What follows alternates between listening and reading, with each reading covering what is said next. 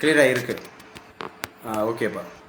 So அப்படியே நம்ம class continue பண்ணிக்கிறோம். இந்த இந்த இது வந்து பார்த்திங்கன்னா அப்கமிங் எக்ஸாம்ஸில் போட்டித் தேர்வுகளில் ரொம்ப முக்கியமான கேள்விகள் தான் அப்படிங்கிறத நம்ம பார்க்க இருக்கிறோம். எதிர்பார்க்கக்கூடிய வினாக்கள் அப்படிங்கிறது அப்படியே ஒரு தொகுப்பாக பார்க்கலாம். ஸோ ஃபஸ்ட்டு வந்து எக்ஸ்பெக்டட் அப்படிங்கிற மாதிரி தான் நம்ம எடுத்துகிட்டு போகிறோம். இந்தியாவிற்கு வந்த இந்த அயல்நாட்டு தூதுவர்கள் அப்படிங்கிறதுலேருந்து ஒரு கொஸ்டின் கண்டிப்பாக வரும். அவங்க இது வந்து பொறுத்துகளில் கேட்பாங்க, அல்லது வந்து இந்த குரோனாலஜி ஆர்டர் கேட்பாங்க, அந்த மாதிரி. ஸோ இந்தியாவிற்கு வந்த அயல்நாட்டு தூதுவர்கள் அப்படின்னு சொல்லும்போது, ஸோ மெகஸ்தனீஸ் அப்படிங்கிறவர் தான் ஆரம்ப காலத்தில் அவர் வந்திருந்திருப்பார். ஸோ அவருடைய காலம் கேட்டாங்கன்னா 302லேருந்து 208 வரைக்கும், 302லேருந்து 208 வரைக்கும் அவருடைய காலம் மெகஸ்தனீஸ். இந்த மெகஸ்தனீஸ் அப்படிங்கிறவர் எந்த நாட்டை சார்ந்தவர் அப்படின்னு கேட்டால் கிரேக்கம் அப்படிங்கிற நாட்டை சார்ந்தவர், கிரேக்கம். ஸோ இவர் கிரேக்கம் அப்படிங்கிறது யாருடைய அவைக்கு வந்தார் அப்படின்னு கேட்டால் சந்திரகுப்தருடைய அவைக்கு வந்தார். சந்திரகுப்தர் அவருடைய அவைக்கு வந்தார். இவர் எழுதின நூல் அப்படிங்கிறது வந்து இண்டிகா அப்படிங்கிற நூலை எழுதினார். ஸோ இண்டிகா அப்படிங்கிற நூல். ஸோ இது கேட்பாங்க. 302லேருந்து 298 வரைக்கும் காலம் மெகஸ்தனீஸ் அப்படிங்கிறவர் கிரேக்க நாட்டை சார்ந்தவர், சந்திரகுப்தருடைய அவைக்கு தான் வந்தார், இண்டிகாங்கிற நூலை எழுதினார் அப்படிங்கிறத பார்க்குறோம். ஸோ ஆன் பண்ணி வச்சுக்கலாம். ராஜேஸ்வரி கொஞ்சம் குயிக் வேகமாக. ராஜேஸ்வரி சொல்லுங்கள். ஆக்சுவலாக வந்து பார்த்தீங்கன்னா மௌரிய பேரரசை தோற்றுவிச்சவர் யார்? சந்திரகுப்த மௌரியர். மௌரிய பேரரசை தோற்றுவிக்கிறதுக்கு சப்போர்ட்டிவாக இருந்தவர் யார்? ஹெல்ப்பர். சாணக்கியர் ஆர் கௌடில்யர் ஆர் விஷ்ணுகுப்தா. சாணக்கியர் ஆர் கௌடில்யர் ஆர் விஷ்ணுகுப்தா அப்படிங்கிறது எந்த வம்சத்தை தோற்கடிச்சிட்டு சந்திரகுப்த மௌரிய வம்சம் தோணுது? நந்தா டைனஸ்டி. நந்தா டைனஸ்டி அப்படிங்கிறது தனநந்தர் அப்படிங்கிறவரை தோற்கடிச்சிட்டு தான் இந்த டைனஸ்டி அப்படிங்கிறது உண்டாகும் அப்படிங்கிறத பார்க்குறோம். சந்திரகுப்தரோட மகன் தான் பிந்துசாரர். பிந்துசாருடைய மகன் தான் அசோகர். அசோகருடைய மகன் தான் மகேந்திரன் அண்டு சங்கமித்ரா அப்படின்னு சொல்லுவோம். மகேந்திரன் அண்டு சங்கமித்ரா. அப்போ இதில் ரொம்ப முக்கியமானது என்ன பார்த்துட்டு இருக்கோம் அப்படின்னு பார்த்தீங்கன்னா, வெளிநாட்டு தூதுவர்கள் யார் யாரோட அவைக்கு வந்திருக்கிறாங்க அப்படிங்கிறத நம்ம பார்க்குறோம். ஸோ கிமு 302 298 மெகஸ்தனீஸு கிரேக்க நாட்டை சார்ந்தவர், சந்திரகுப்தருடைய அவைக்கு தான் வந்தார். சரி, சந்திரகுப்தர் அப்படிங்கிறவர் வந்து பார்த்திங்கன்னா யாரு கூட சேர்ந்து போய் ரொம்ப முக்கியமாக அந்த கர்நாடகாவில் பெலகுலா அப்படிங்கிற இடத்துல வந்து அவர் வந்து விரதம் இருந்து இறந்து போவார். உண்ணா நோன்பு இருந்து இறந்து போவார். யாரோட? அவருடைய படைத்தளபதி பேர் எக்ஸாக்ட்லி கரெக்ட், பத்ரபாகு அப்படிங்கிறது ஞாபகம் வச்சுக்கணும். பத்ரபாகுவோட போய் இந்த மாதிரி பண்ணிக்குவார். ஸோ நல்லா ஞாபகம் வச்சுங்க, முக்கியமானது. அப்போ இண்டிகாங்கிற நூல் வந்து மெகஸ்தனீஸோட நூல் அப்படிங்கிறத ஞாபகம் வச்சுங்க. அடுத்து பாருங்களேன், யார் சார்னா, ஸோ இந்த டெய்மாஸ்கஸ் அப்படிங்கிற ஒரு நபர். இந்த டெய்மாஸ்கஸ் அப்படிங்கிறவர் அவரோட பீரியட் கேட்டாங்கன்னா 300-273. டெய்மாஸ்கஸ் 300-273. இவரும் கிரேக்க நாட்டை சார்ந்தவர் தான். ஸோ கிரேக்க நாட்டை சார்ந்தவர் அப்படிங்கிறது இவர் யாருடைய அந்த அவைக்கு வர்றாருன்னா பிந்துசாரர். பிந்துசாரர் யாருடைய மகன் சொன்னேன்ப்பா? ராஜேஸ்வரி. சந்திரகுப்தர் மௌரியர் அப்படிங்கிறவருடைய மகன் தான் பிந்துசாரர். அவருடைய அவைக்கு வந்தவர் தான் டெய்மாஸ்கஸ். இவரும் எந்த நாட்டை சார்ந்தவர் அப்படின்னு கேட்டால் கிரேக்க நாட்டை சார்ந்தவர். ஸோ இவர் ரொம்ப ரொம்ப முக்கியமானவர் அப்படிங்கிறது. இந்த அந்த நூலை திரட்ட அப்படிங்கிறது வந்தார், புத்த தலங்களை பார்க்கறதுக்கு வந்தார் அப்படிங்கிற மாதிரி சொல்லுவாங்க. ஸோ அடுத்து யார் சார் அப்படி சொல்லி பார்த்தீங்கன்னா, யுவான் சுவாங் அப்படிங்கிற ஒரு நபர். இந்த யுவான் சுவாங்கோட எந்த அந்த இருக்கக்கூடிய அவைக்கு வராரு அப்படின்னு பார்த்தீங்கன்னா ஹர்ஷரோட அவைக்கு வருவார். இவர் சீன பயணி அப்படிங்கிறது யுவான் சுவாங் அப்படிங்கிறவர் ஹர்ஷருடைய இது வருவார். அதே மாதிரி சியுக்கி என்ற நூலை இவர் தான் எழுதிப்பார். புனித நூல் அல்லது பயண நூல் அப்படின்னு சொல்லுவாங்க, சியுக்கி அப்படிங்கிறது. அதே மாதிரி இட்சிங் அப்படிங்கிறவர் சீன நாட்டை சார்ந்தவர். இவர் வந்து ஹர்ஷரோட அவைக்கு வந்திருப்பார். ஸோ இவரும் முக்கியமானவர் அப்படிங்கிறத ஞாபகம் வச்சுங்க.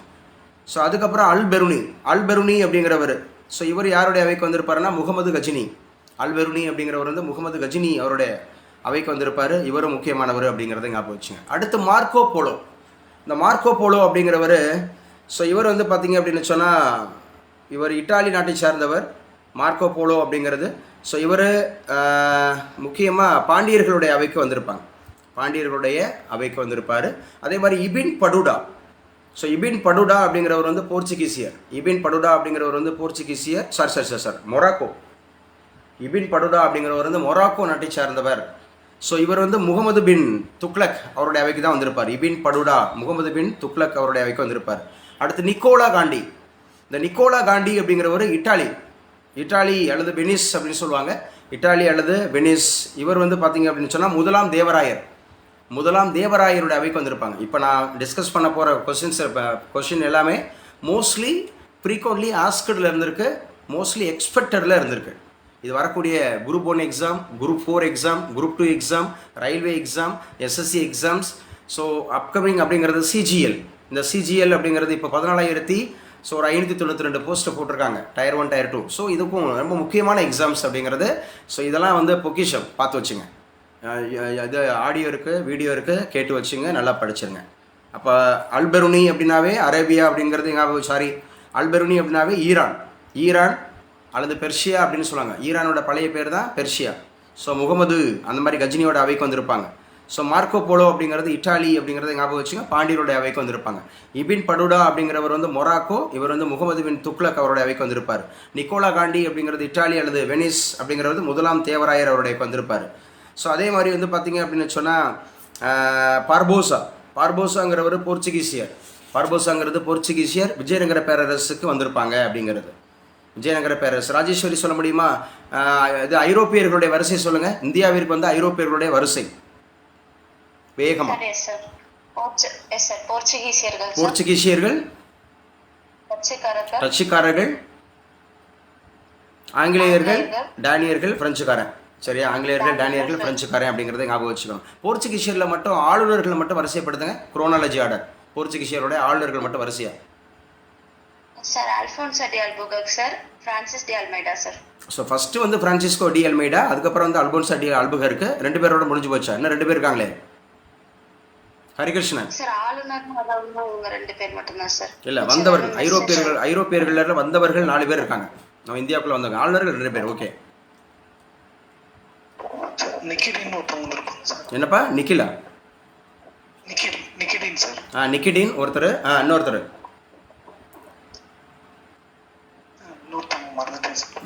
ஞாபகம் இருக்கிறவங்க சொல்லுங்க. நினோட்டா அப்படிங்கிறவர் வந்திருப்பார். ஓகே, மொத்தம் 4 பேருமா? மொத்தம் 4 பேர் ரொம்ப முக்கியமானவங்க. ஸோ நல்லா ஞாபகம் வச்சுங்க.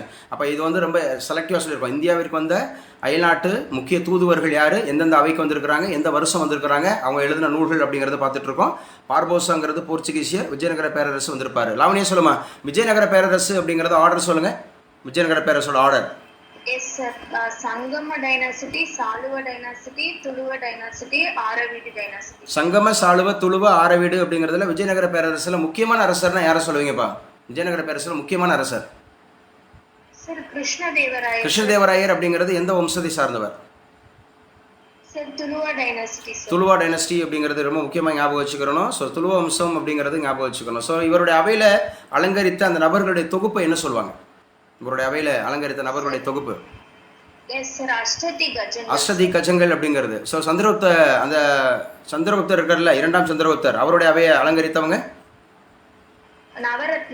நவரத்தினங்கள் அப்படின்னு சொல்லுவாங்க. அக்பரோட அவையை அவதரித்தவங்க அலங்கரித்தவங்க நவமணிகள் அப்படின்னு சொல்லுவாங்க. சிவாஜியோட அவையில் இருந்தவங்க அஷ்டபிரதான்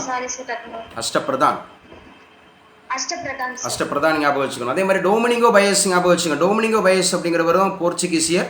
இவர் கிருஷ்ணதேவராயரோட அவைக்கு வந்திருப்பார் விஜயநகர பேரரசில் அப்படிங்கிறது ஞாபகம் வச்சுங்க.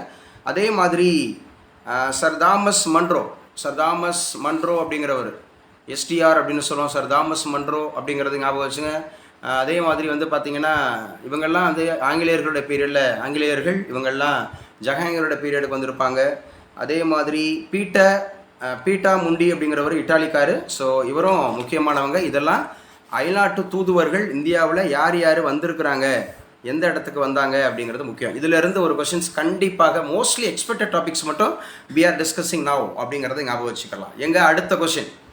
அடுத்த கொஷின் லாவண்யா நீங்களே ஆன்சர் பண்ணுங்க பார்ப்போம். ஸோ முதல்ல ஐஎன்சி அப்படிங்கிறது எங்கே மாநாடு நடந்துச்சு? ஐஎன்சியிலேருந்து ஒரு கொஷின் கண்டிப்பாக வரும். ஐஎன்எம்ல பாம்பே அப்படிங்கிறது, பம்பாய் அப்படிங்கிறது யாருடைய தலைமையில் நடந்துச்சு? WC அப்படின்னா என்ன அர்த்தம்? WC பானர்ஜியில் WC என்ன அர்த்தம்? உமேஷ் சந்திர பானர்ஜி அவரோட தலைமையில் எந்த டேட்டில் எந்த வருஷம் நடந்துச்சு?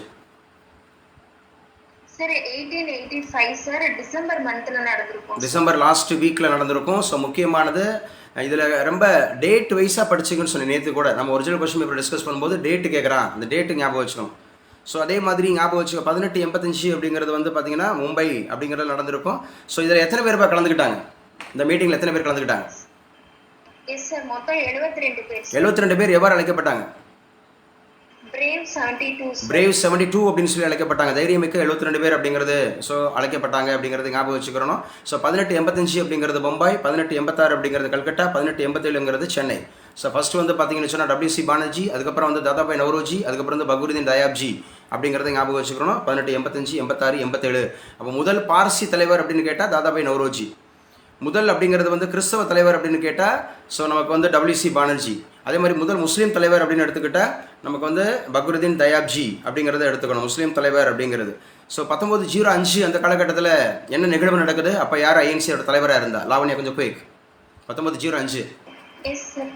Sir, சூரத் பிளவு நடக்கும் சார். இல்லை 1905 சூரத் பிளவு கிடையாது. 1905ங்கிறது ரெண்டு. ஒன்று வந்து பார்த்தீங்க அப்படின்னா வங்க பிரிவினை அப்படிங்கிறது நடக்கும். வங்க பிரிவினை நடக்கும். அதே மாதிரி வந்து பார்த்தீங்கன்னு சொன்னால் அந்த சுதேசி மூவ்மெண்ட் அப்படிங்கிறது நடக்கும். கோபாலகிருஷ்ண கோவிலே தான் அப்போ தலைவராக இருப்பார்.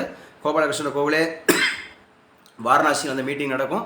ஸோ யாரோட அரசியல் குருவாக இருக்கிறாரு இந்த கோபாலகிருஷ்ண கோவிலே? Sir, Gandhiji sir. காந்திஜியோட அரசியல் குருவாக இருக்கிறாரு. கோபாலகிருஷ்ண கோவிலே எந்த வருஷம் எந்த மாதம் இருப்பார்ப்பா? 1915 பிப்ரவரியில் இருப்பார். ஏன்னா 1915 ஜனவரி 9ஆம் தேதி காந்திஜி இந்தியாவுக்குள்ளே வருவார். இவர் 1915 பிப்ரவரி மாதத்தில் இறந்துருவார் அப்படிங்கிறத ஞாபகம் வச்சுங்க. என்னோட வாய்ஸ் கிளியராக இருக்காப்பா? சவுண்டாக இருக்கா இல்லை ஏதாவது டிஸ்டர்பன்ஸ் இருக்கா? கிளியரா இருக்கு சார். கிளியராக இருக்குது. கோபாலகிருஷ்ண கோவிலே வாரணாசி ஞாபகம் வச்சுக்கணும். வங்க பிரிவினையின் போது இவர் தான் தலைவராக இருக்கிறாரு ஞாபகம் வச்சுக்கணும். வங்க பிரிவினை பார்ட்டிஷன் ஆஃப் பெங்கால் அப்படிங்கிறது வந்து கர்ஷன் பிரபு ஞாபகம் வச்சுக்கணும். இந்து முஸ்லீம் ஒற்றுமையை அந்த மாதிரி சீர்குலைக்கணுங்கிறத முக்கிய நோக்கமாக இருக்கும். மீண்டும் அவங்க இணையிறது 1911 கலெக்டர் காங்கிரஸ் செஷன் இணைஞ்சிருவாங்க. அப்போ தான் வந்து தேசிய கீதம் பாடப்படும் அப்படிங்கிறது ஞாபகம் வச்சுக்கோங்க. முக்கியமானது தாதாபாய் நவ்ரோஜி 1906 அப்படிங்கிறது ஞாபகம் வச்சுக்கணும். தாதாபாய் நவ்ரோஜி 1906 கல்கட்டா காங்கிரஸ் செஷன். ஸோ இங்கே தான் முஸ்லீம் லீக் அப்படிங்கிறது ஃபார்ம் ஆகுது. முஸ்லீம் லீக் அப்படின்னு சொன்னாவே தோற்றுவிச்சவர் யாருப்பா? லாவண்யா கொஞ்சம் குயிக். Yes sir. ஆகா கான் நவாப் சலீமுல்லா கான் அப்படிங்கிறது 1906 இந்த முஸ்லீம் லீக் அப்படிங்கிறவங்க யாரை எதிர்ப்பாங்க, எதை அந்த மாதிரி இருக்கக்கூடிய ஆதரிப்பாங்க? யாரை எதிர்ப்பாங்க, யாரை அந்த மாதிரி? Yes sir. பார்ட்டிஷன் ஆஃப் பெங்கால வந்து சப்போர்ட் பண்ணுவாங்க சார். இந்த சுயராஜ்யம்ங்கிறத வந்து அப்போஸ் பண்ணுவாங்க சார். சுயராஜ்யம் அப்படிங்கிறது வந்து பார்த்தீங்க அப்படின்னு சொன்னால் அப்போஸ் பண்ணுவாங்க. பார்ட்டிஷன் ஆஃப் பெங்கால் அப்படிங்கிறத ஆதரிப்பாங்க. இந்த சுயராஜ்யங்கிற வார்த்தையை முத பயன்பாட்டுக்கு கொண்டு வந்து யாருமா? சுயராஜ்யங்கிற வார்த்தையை செல்ஃப் ரெஸ்பெக்ட் சுவாமி தயானந்த சரஸ்வதி 1875 என்னத்தை உருவாக்குனாரு? சார் ஆரிய சமாஜம் அப்படிங்கிறது ஞாபகம் வச்சு நம்ம தாதாபாய் நவ்ரோஜி கல்கட்டா ஞாபகம் வச்சு முஸ்லீம் லீக் அப்படிங்கிறது போது ரொம்ப முக்கியமானது அப்படிங்கிறது ஞாபகம் வச்சுங்க. அதே மாதிரி 1907 ராஜ்பிகாரி கோஸ் 1907 ராஜ்பிகாரி கோஸ் சூரத் அப்படிங்கிறத ஞாபகம் வச்சுக்கிறோம். சூரத் பிளவு அப்படின்னு சொல்லுவாங்க. மிதவாதிகள் தீவிரவாதிகள் சொல்லி ரெண்டா பிரிகிறாங்க. மிதவாதிகளோட தலைவராக இருந்தவர் யார்? லாவண்யா. கோபாலகிருஷ்ண கோகுலே கிடையாது. மிதவாதிகளோட தலைவராக இருந்தவர் வந்து பார்த்தீங்க அப்படி ஆமாம் எஸ் கோபாலகிருஷ்ண கோகுலே அப்படிங்கிறது ஞாபகம் வச்சுக்கணும். தீவிரவாதிகளின் தலைவராக இருந்தவர் தான் யார்? தீவிரவாத தேசியவாதிகளோட தலைவர் பாலகங்காதர திலகர். அதை வந்து ஒரு ஷார்ட்கட் சொல்லி கொடுப்போமே, என்ன ஷார்ட்? லால் பால் பால் அப்படிங்கிறது. லாலா லஜபதி ராய், பால கங்காதர திலகர், பிபின் சந்திரபால். லாலா லஜபதி ராய் எந்த ஊரை மையமா வச்சு லாலா லஜபதி ராய்? Sir Punjab sir. லாலா லஜபதி ராய் அப்படிங்கிறது பஞ்சாபோட சிங்கம். எஸ் பஞ்சாப் அப்படிங்கிறது. பால கங்காதர திலகர் சார் மகாராஷ்டிரா. பால கங்காதர திலகர் அப்படிங்கிறது ரெண்டு ஃபெஸ்டிவல் வைப்பார்ல, என்னென்ன ஃபெஸ்டிவல்ப்பா? Sir Ganapati festival, Shivaji festival. Ganapati Shivaji அப்படிங்கிறது 1893 1895 அப்படிங்கிறது ஞாபகம் வச்சு அவர் நடத்திய ரெண்டு பத்திரிகைகள் எந்த மொழியில்? Sir Maratha Kesari sir. மராட்டா அப்படிங்கிறது இங்கிலீஷ் பத்திரிகை, கேசரிங்கிறது மராத்திய பத்திரிகை. கேசரி. ஓகே கங்க்ராட்ஸ்மா. Okay congrats. சஞ்சனா அனுமதிக்கலாமா? Sanjana. Yes sir. Sanjana from சென்னையா? இப்போ வரைக்கும் ஓசூர்னு சொல்லிட்டு இருந்தோம். அடுத்து சஞ்சனா ஃப்ரம் சென்னை. ஓகே சொல்லலாம். சஞ்சனா சொல்லுங்கள் பார்ப்போம். 19 அந்த மாதிரி இருக்கக்கூடிய 06 அப்படிங்கிறது சொன்னோம் முஸ்லீம் லீக்கு. 1907 சொன்னோம். 07 சூரத் பிளவு அப்படிங்கிறது. 1909 என்ன நிகழ்வு சொல்லுங்க, கொஞ்சம் குயிக் ஆடுங்க. 1909 மிண்டோ மார்லி ரீஃபார்ம்ஸ் அப்படிங்கிறது 1909 அப்படிங்கிறது ஞாபகம் வச்சுக்கணும். 1911 கல்கட்டா காங்கிரஸ் செஷன் அப்படிங்கிறதுல முக்கியமான விஷயம் சொன்னேன். நேஷனல் ஆந்தம் அப்பதான் சார் பாடிருப்பாங்க. நேஷனல் ஆந்தம் அப்போ தான் பாடியிருப்பாங்க.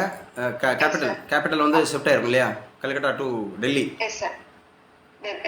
ஆமாம், ஹார்டின்ஷ் பிரபு அவருடைய பீரியடில் அங்கே டெல்லி தர்பார் அப்படிங்கிறது நடக்கும் அப்படிங்கிறது ஞாபகம் வச்சுங்க. 19 அந்த மாதிரி இருக்கக்கூடிய 16 என்ன ஈவெண்ட் சொல்லலாம்? 1916 லக்னோ பாக்ட் அப்படிங்கிறது ஞாபகம் வச்சுக்கணும். யாருடைய தலைமையில் நடந்துச்சு தெரியுமா அந்த மாநாடு?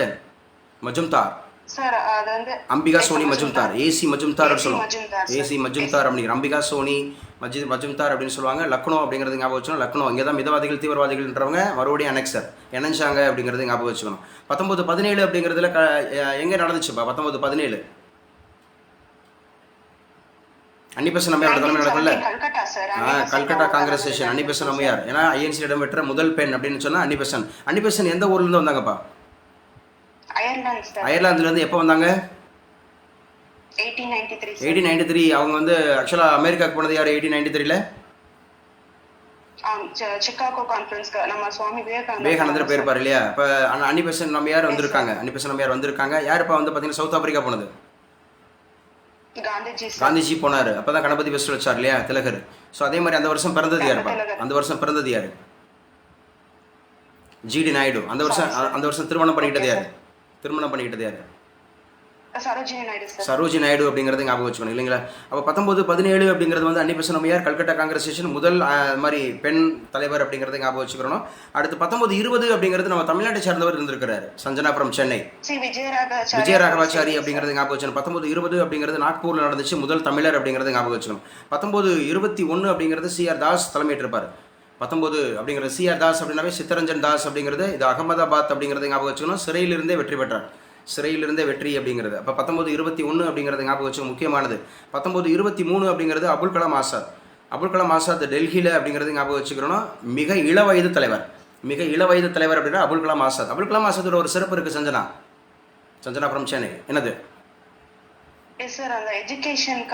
Exactly correct. ஸோ சுதந்திர இந்தியாவினுடைய முதல் கல்வி அமைச்சர் எடுத்துக்கிட்டா அபுல் கலாம் ஆசாத் ஞாபகம் வச்சுக்கணும். நவம்பர் 11 அவருடைய பர்த் டேட் அப்படிங்கிறது வந்து தேசிய கல்வி வளர்ச்சி நாள் அப்படிங்கிறது.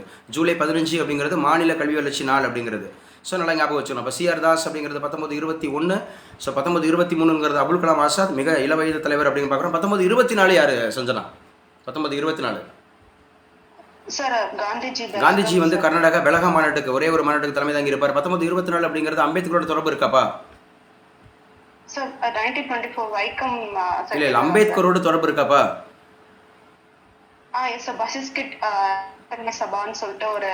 சாதியிலிருந்து விளக்கப்பட்ட சங்கம் அப்படிங்கிற ஒன்று உருவாக்கி இருப்பார். 1924 வைக்கம் போராட்டம் 1924 இதெல்லாம் முக்கியமாக ஞாபகம் வச்சுக்கணும். 1924 அப்படிங்கிறது ஞாபகம் வச்சுக்கணும். 1925 அப்படிங்கிறது வந்து நம்ம ஊர்ல ஒரு பெண், முதல் பெண் யார்? கான்பூர் செஷன் சரோஜி நாயுடு அப்படிங்கிறது ஞாபகம் வச்சுக்கணும். சரோஜி நாயுடு கான்பூர் செஷன். ஸோ கவிக்குயில் அப்படிங்கிற அழைக்கப்படக்கூடியவங்க. ஸோ ரொம்ப முக்கியமானது முதல் இந்திய பெண் தலைவர் அப்படிங்கிறது ஞாபகம் வச்சுக்கிறோம். ஸோ அதே மாதிரி 1928 முதல்ல நேரு. ஸோ நேரு அறிக்கைன்னு கேட்டாலும் 1928 அப்படிங்கிறது ஞாபகம் வச்சுக்கணும். கல்கட்டா அப்படிங்கிற காங்கிரஸ் செஷன் அப்படிங்கிறது ஞாபகம் வச்சுக்கணும். 1929 தான் நேரு அப்படிங்கிறவர் ரொம்ப முக்கியமானது. இது வந்து ஜவஹர்லால் நேரு. லாகூர் காங்கிரஸ் செஷன் அப்படிங்கிறது பூர்ண சுயராஜ்யம் அப்படிங்கிறது இப்போ தான் அறிவிக்கப்படும். இப்போ தான் வந்து ராவி நதிக்கரையில் கொடியேற்றுவாங்க. 1930 ஜனவரி 26 பூர்ண சுதந்திர நாள் அப்படிங்கிறது அறிவிப்பாங்க. ஸோ ரொம்ப முக்கியமானது அப்படிங்கிறது ஞாபகம் வச்சுக்கிறோம். 1929 நேரு அப்படிங்கிறது ஞாபகம் வச்சுங்க. லாகூர் அப்படிங்கிறது ஞாபகம் வச்சுங்க. பூர்ண சுயராஜ் ஞாபகம் வச்சுங்க. அதிகபட்சமாக இவர் தான் வந்து 7 முறை தலைவராக இருந்திருக்கிறார். ஜவஹர்லால் நேரு அதிகபட்சமாக ஐஎன்சியில் தலைவராக இருந்தவர் அப்படின்னு கேட்பாங்க. ஸோ முக்கியமானது அப்படிங்கிறது ஞாபகம் வச்சுங்க. 1933 அப்படிங்கிறது வந்து பார்த்தீங்கன்னா கல்கட்டாவில் காங்கிரஸ் செஷன் நடந்திருக்கும். ஸோ அதே மாதிரி 1938 சுபாஷ் சந்திர போஸ் அப்படின்னாவே ஹரிபுரா செஷன் அப்படிங்கிறது ஞாபகம் வச்சுக்கணும். ஆமாப்பா 39லையும் அந்த மாதிரி திரிபுரா செஷனில் அவர் தான் தலைவராக தேர்ந்தெடுக்கப்பட்டிருப்பார். பட் காந்திக்கும் இவருக்கும் பிரச்சனை இருந்ததுனால ஸோ அவர் யார் சார் அப்படின்னா பட்டாபி சீதாராமையா தலைவராகிடுவார். அப்போ தான் அவர் வந்து அதிலிருந்து விலகிட்டு ஃபார்வர்டு பிளாக் கட்சி ஆரம்பித்து ஸோ அதுக்கப்புறம் அவர் வந்து லீட் பண்ணுவார் அப்படிங்கிறத பார்க்குறோம். 1939 சுபாஷ் சந்திர போஸ் திரிபுரா காந்தியோட ஆதரவு வேட்பாளர் தோற்கடிக்கப்பட்டார் அப்படிங்கிறது ஞாபகம் வச்சுக்கணும். அடுத்து 1940 அப்படிங்கிறது அபுல் கலாம் ஆசாத் 40 அப்படிங்கிறது வந்து ராம்கர் அப்படிங்கிற ஒரு பிளேஸ். ஸோ நீண்டகால காங்கிரஸ் தலைவர் அப்படிங்கிறது இருந்தது இவர் தான். நீண்டகால காங்கிரஸ் தலைவராக இருந்தவர் மௌலானா அபுல் கலாம் ஆசாத் ஞாபகம் வச்சுக்கணும். அதிக முறை ஐஎன்சி தலைவராக இருந்தது ஜவஹர்லால் நேரு ஞாபகம் வச்சுக்கணும். ஸோ அதே மாதிரி 1947 அப்படிங்கிறது கிருபாலனி அப்படிங்கிறது வந்து சஞ்சனா ஞாபகம் இருக்கா? ஸோ இந்தியன் பாலிட்டி அப்படிங்கிறதுல எந்த குழு தலைவராக இருப்பார்? இந்தியன் பாலிட்டியில் என்ன குழு தலைவர்? ஃபிளாக் கமிட்டி அப்படிங்கிறது இந்தியாவினுடைய தேசிய கொடி முத எத்தனவர் யார் ஆஃப்டர் இண்டிபெண்டன்ஸ்க்கு அப்புறம்? ஜேபி கிருபாலனி தான் கொடிக்குழு தலைவராக இருப்பாங்க. அவங்க தான் வந்து ஏற்றிருப்பாங்க. யார் நம்முடைய தேசிய கொடியை வடிவமைச்சா? தேசிய கொடியை வடிவமைச்சது பிங்காளி வெங்கையா அப்படிங்கிறவர் முக்கியமாக ஞாபகம் வச்சுக்கிறணும். ஸோ இதெல்லாம் ரொம்ப முக்கியமானது அப்படிங்கிறத ஞாபகம் வச்சுங்க. ரைட். இது வந்து 2வது தலைப்பு இப்போ பார்த்து முடிச்சாச்சு. முதல் தலைப்பு ஸோ யாரெல்லாம் வெளிநாட்டு தூதுவர்கள் அப்படிங்கிறவங்க எந்தெந்த அவைக்கு வந்திருக்கிறாங்க, எந்த வருஷம் வந்திருக்கிறாங்க, அவங்க எழுதிய நூல்கள் அப்படிங்கிறத பார்த்துருக்கோம். ரெண்டாவது ஐஎன்சி முக்கியமாக எந்தெந்த ஊரில் நடந்துச்சு அப்படிங்கிறத நம்ம பார்த்துருக்குறோம் அப்படிங்கிறது. ஸோ அடிக்கலாம் யார் சார் அப்படி சொல்லி பார்த்தீங்கன்னு சொன்னால் யார் ஹரிகிருஷ்ணன் அடிக்கலாமா? ஹரிகிருஷ்ணன் நல்லா சத்தமாக பேசுவா. நான் பேசுகிறது சத்தமாக இருக்கா, சவுண்டாக இருக்கா? ஓகே பேசலாம். அமெண்ட்மெண்ட் அப்படின்னு சொன்னால் அமெண்ட்மெண்ட் இருந்து ஒரு கொஸ்டின் கண்டிப்பாக வந்துடும். அமெண்ட்மெண்ட் அப்படின்னாவே எந்த ஊர்லேருந்து எடுத்தோம்? South Africa sir. South Africa அப்படிங்கிறது வந்து அமெண்ட்மெண்ட்டை சொல்லக்கூடிய ஆர்டிகல் என்ன? 368 சார். 368. முதல் அமெண்ட்மெண்ட் எந்த வருஷம் நடந்துச்சு, எதற்காக நடந்துச்சு? 1951 சார். 1951 எதற்காக? எதுக்காகப்பா? அந்த ஃபர்ஸ்ட் ஜெனரல் எலெக்ஷனுக்காக சார். அந்த மாதிரி ஜெனரல் எலெக்ஷனுக்காக இல்லை, வெளிநாட்டுடன் பேச்சுரிமை, கருத்து பரிமாற்றம், அதே மாதிரி 9வது அட்டவணையில் சேர்க்கப்பட்ட காரியம் இதெல்லாம் இருக்குது. சார் ரொம்ப முக்கியமானது 9வது அட்டவணை. சார் 11வது அட்டவணை எதை பற்றி பேசுது? மொத்தம் எத்தனை அட்டவணை இருக்குது? 12 சார். 12 சார். ஆரம்பத்தில் எத்தனை இருந்துச்சு? எழுதப்பட்ட போது எத்தனை ஆர்டிகல், எத்தனை ஷெட்யூல் இருந்துச்சு? 7 சார். 8பா. ஆரம்பத்தில் இருந்தது 8, அதுக்கப்புறம் 12. 12ன்றதுல 11 வந்து பார்த்தீங்கன்னா பஞ்சாயத்து ராஜ், 12 அப்படிங்கிறது வந்து முனிசிபாலிட்டி. ஸோ பஞ்சாயத்து ராஜ் முனிசிபாலிட்டினாவே எந்த அமெண்ட்மெண்ட்டில் வரும்? 73, 74 சார். 73வது அமெண்ட்மெண்ட், 74வது அமெண்ட்மெண்ட் அப்படிங்கிறத ஞாபகம் வச்சுக்கணும். சரி, மொழிவாரி மாநிலங்களை உருவாக்குறதுக்கு எந்த வருஷம், எந்த அமெண்ட்மெண்ட்? 1956 சார். 1956 எத்தனையாவது அமெண்ட்மெண்ட்ப்பா? Sorry sir. 7வது அமெண்ட்மெண்ட். 1956 அப்படிங்கிறது 7வது அமெண்ட்மெண்ட். ஆந்திர பிரதேஷ் முதல்ல உருவாகிருக்கும் 1956. ஸோ அந்த மொழிவாரி மாநிலம் உருவாக்குறதுக்கு 3 கமிட்டி, முக்கியமான கமிட்டி. ஹரிகிருஷ்ணன் என்னென்ன கமிட்டி? எஸ்கே தார் கமிட்டி, ஜேவிபி கமிட்டி, பஸ்ரலி கமிஷன் அப்படிங்கிறது. எஸ்கே தார் அப்படிங்கிறது ஞாபகம் வச்சுக்கணும் 1948, ஜேவிபி 1948, பஸ்ரலி 1953 ஞாபகம் வச்சுக்கணும். அந்த லிங்குவிஸ்டிக் மைனாரிட்டி அந்த மாதிரி இன்ஃபர்மேஷன் அப்படிங்கிறது எப்போ சட்டம்? 1956 அப்படிங்கிறது ஞாபகம் வச்சுக்கணும். ஸோ இந்தியாவுக்கும் பாகிஸ்தானுக்கும் இடையில அந்த எல்லைக்கோடுகள் அப்படிங்கிறது நிர்ணயம் பண்ணாங்கல்ல, எந்த அமெண்ட்மெண்ட், எந்த வருஷம்? ஸோ 1960 9வது அமெண்ட்மெண்ட். 1960 9வது அமெண்ட்மெண்ட் அப்படிங்கிறதுல தான் கொண்டு வந்திருப்பாங்க. இந்தியாவுக்கும் பாகிஸ்தானுக்கும் இடையில அந்த எல்லைக்கோடு, அந்த எல்லைக்கோடோட பேர் என்ன? ரெட் கிளேஃப் அப்படிங்கிறது. பாகிஸ்தானுக்கும் இந்தியாவுக்கும் ரெட் கிளேஃப் அப்படின்னு சொல்கிறோம். ஸோ அதே மாதிரி சீனாவுக்கும் இந்தியாவுக்கும் மக்மோகன் அப்படிங்கிறது. இந்தியாவுக்கும் ஆப்கானிஸ்தானுக்கும் டூரண்ட் அப்படிங்கிறது. ஜெர்மனியத்துக்கும் பெல்ஜியத்துக்கும் ஹிண்டன்பர்க் அப்படிங்கிறது ஞாபகம் வச்சுக்கணும். ஸோ அப்போ 1962 12வது அமெண்ட்மெண்ட் என்ன சொல்லுது? 1962 12வது அமெண்ட்மெண்ட். 1962 12 கெஸ் பண்ணலாம். கோவா, டையூ, டாமன் இந்த போர்ச்சுகீசிய பகுதிகள் அப்படிங்கிறது வந்து ஆமாம் மத்தியாட்சி பகுதியெல்லாம் உருவாச்சு. ஸோ அதே மாதிரி 1971 24வது அமெண்ட்மெண்ட்டு. 1971 24 அரசியலமைப்புடைய எந்த போதியும் திருத்தும் அதிகாரம் பாராளுமன்றத்திற்கு இருக்குது. அரசியலமைப்பில் எந்த ஒரு இதையும் திருத்துறதுக்கு பாராளுமன்றத்துக்கு அதிகாரம் இருக்குது அப்படிங்கிறதா 1971 24வது அமெண்ட்மெண்ட். 24 1971 வேறு என்னென்ன அசோசியேட் பண்ணலாம்? குயிக் வேகமாக. சட்டநாத நாணயம் 1971. பங்களாதேஷ் லிபரேஷன் ஆனது, ஃப்ரீடம் ஆனது 1971. கருக்கலைப்பு தடை சட்டம் 1971. ராம்சார் அப்படிங்கிறது 1971. ராம்சார் அப்படிங்கிறது இந்தியாவில் எவ்வளோ, தமிழ்நாட்டில் எவ்வளோ? இந்தியாவில் வந்து 91 சார், தமிழ்நாட்டில் வந்து 20 சார். Exactly correct. 91 70 அப்படிங்கிறது 20 அப்படிங்கிறது ஞாபகம் வச்சுக்கணும். ஸோ அமெண்ட்மெண்ட் அப்படிங்கிறத முக்கியமாக ஞாபகம் வச்சுக்கணும். 26வது அமெண்ட்மெண்ட் 1971 இந்த மன்னர் மானியத்தை ஒழிக்கிறது அப்படிங்கிறது இருக்கும். 26வது அமெண்ட்மெண்ட் 1971. அதே மாதிரி 42வது அமெண்ட்மெண்ட் அப்படி எவ்வாறு அழைக்கப்படுது? 42nd அமெண்ட்மெண்ட் எவ்வாறு அழைக்கப்படுது?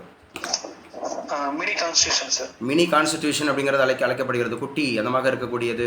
சரியா? இது 1976 42வது சட்ட திருத்தம். அதே மாதிரி வந்து பார்த்தீங்கன்னா பிரியாம்பிள் அப்படிங்கிறதுல 3 வார்த்தைகளை கொண்டு வந்து சேர்க்கறது அப்படிங்கிறது வந்து ஞாபகம் வச்சுக்கிறணும். ஸோ சோஷலிஸ்ட், செக்குலார் அப்படிங்கிற வார்த்தைகள் ஞாபகம் வச்சுங்க. அது லிபர்ட்டி, ஈக்குவாலிட்டி, ஃப்ராட்டர்னிட்டி அப்படிங்கிறது ஞாபகம் வச்சுங்க. 1789 ஞாபகம் வச்சுங்க. 42வது சட்ட திருத்தம் ஞாபகம் வச்சுங்க. பிரெஞ்சு புரட்சி ஞாபகம் வச்சுங்க. பிரியாம்பிள் ஞாபகம் வச்சுங்க. அதே மாதிரி அடிப்படை கடமைகள் சேர்க்கப்பட்டதும் 1976 தான். 42வது சட்ட திருத்தம் அப்படிங்கிறது ஞாபகம் வச்சுங்க. ஸோ இதெல்லாம் ரொம்ப ரொம்ப முக்கியமானது அப்படிங்கிறது ஞாபகம் வச்சுக்கணும். 1976 அடிப்படை கடமைகள் எங்கேருந்து எடுத்துருக்கோம் தம்பி? Duties Russia. ஆரம்பத்தில் எத்தனை இருந்துச்சு, இப்போ எத்தனை இருக்குது? 8 2 11. 8 2 11. 8 இருந்துச்சு, 10 இருந்துச்சு, 11. 11வது கடமை என்னப்பா? 11வது கடமை ரைட் டு எஜுகேஷன் அப்படிங்கிறது 11வது கடமை அப்படிங்கிறது எத்தனை சட்ட திருத்தத்தின்படி? 86 சார். 86 அமெண்ட்மெண்ட் 2002 இல்ல 86 அமெண்ட்மெண்ட் 2002 எங்கெங்கெல்லாம் பண்ணாங்க? Yes sir. ஃபண்டமெண்டல் ரைட்ஸ்ல வந்து 21A சார். ஃபண்டமெண்டல் ரைட்ஸ்ல 21A, டிபிஎஸ்பில வந்து டிபிஎஸ்பில 45, 45 சார். ஃபண்டமெண்டல் டியூட்டிஸ் வந்து 51K சார். 51K அப்படிங்கறது ஞாபகம் வச்சுங்க. ஸோ இதெல்லாம் அமெண்ட்மெண்ட் முக்கியமான அமெண்ட்மெண்ட். 44th அமெண்ட்மெண்ட் எதை பத்தி டீல் பண்ணுதுப்பா? 44th அமெண்ட்மெண்ட் சார் இந்த ஃபண்டமெண்டல் ரைட்ஸ்ல அந்த சொத்துரிமை வந்து ஃபண்டமெண்டல் ரைட்ஸ் அப்படிங்கிறதுல சொத்துரிமை அப்படிங்கிறது வந்து ஃபண்டமெண்டல் ரைட்ஸ்ல இருந்து லீகல் ரைட்ஸ் எந்த ஆர்டிகல்ல இருந்து எந்த ஆர்டிகலுக்கு சுவிட்ச் ஓவர் ஆயிருக்கு? எந்த ஆர்டிகல்ல இருந்து எந்த ஆர்டிகல்? 31ல இருந்து 31ல இருந்து 300A க்கு 300A போயிருக்கு. ஸோ ஓகே, இது பார்ட் எங்க இருந்து எங்க வரைக்கும்? 12 சார். 12 அப்படிங்கிறதுக்கு போயிருக்கு இல்லையா? 3ல இருந்து 12க்கு போயிருக்கு. 3ல இருந்து 12க்கு போயிருக்கு அப்படிங்கறத ஞாபகம் வச்சு. கட்சி தகவல் தடை சட்டம்னாவே எந்த அமெண்ட்மெண்ட், ஆர்டிகல் என்ன, சாரி வருஷம் என்ன? கட்சி தகவல் தடை சட்டம் அப்படிங்கிறவங்க தெரிஞ்சவங்க யாரும் சொல்லலாம். கட்சி தகவல் தடை சட்டம் அப்படின்னு சொன்னாவே 1985 52 அப்படிங்கிறத ஞாபகம் வச்சுக்கணும். 1985. ஸோ கட்சி தகவல் தடை சட்டம் 55 அப்படிங்கிற 52 அப்படிங்கிறத ஞாபகம் வச்சுக்கணும்.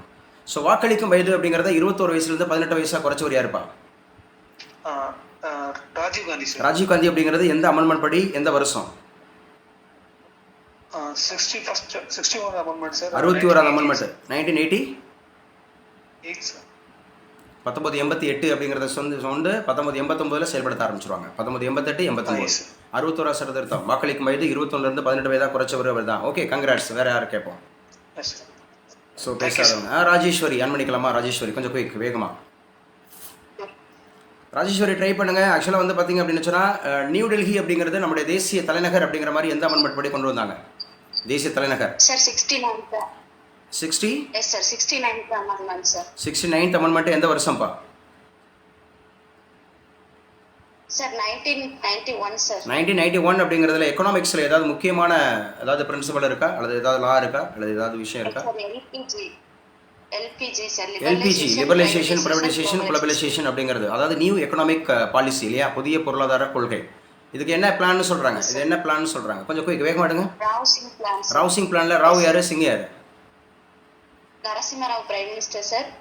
மன்மோகன் Singh finance minister sir. Narasimha Rao அப்படிங்கிறது prime minister and finance minister அப்படிங்கிறது வந்து பார்த்தீங்கன்னா நம்முடைய மன்மோகன் சிங், டாக்டர் மன்மோகன் சிங் இருந்தாங்க.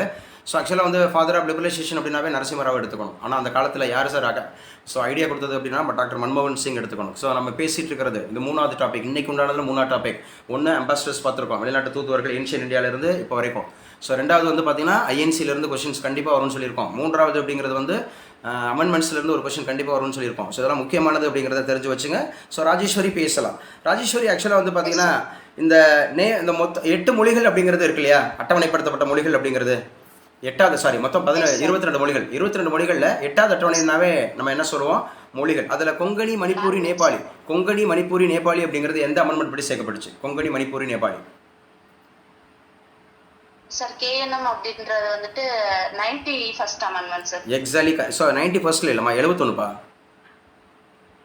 71 அதாவது 21 71 92 ஞாபகம் சொன்னேன். 21 71 92 21 92 21 அப்படிங்கிறது வந்து நமக்கு சிந்தி. 71ன்றது கொங்கணி, மணிப்பூரி, நேபாளி. 92ங்கிறது பொடோ, டோக்ரி, மைதிலி, சந்தாலி. ஞாபகம் இருக்கா?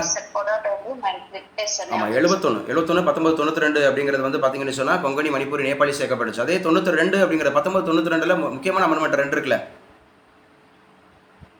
73rd and 74 அப்படிங்கிற 73 74 பஞ்சாயத்து ராஜ், முனிசிபாலிட்டி அப்படிங்கிறது கிராமப்பாலிகா, நகர்பாலிகா அப்படிங்கிறது ஞாபகம் வச்சுக்கணும்.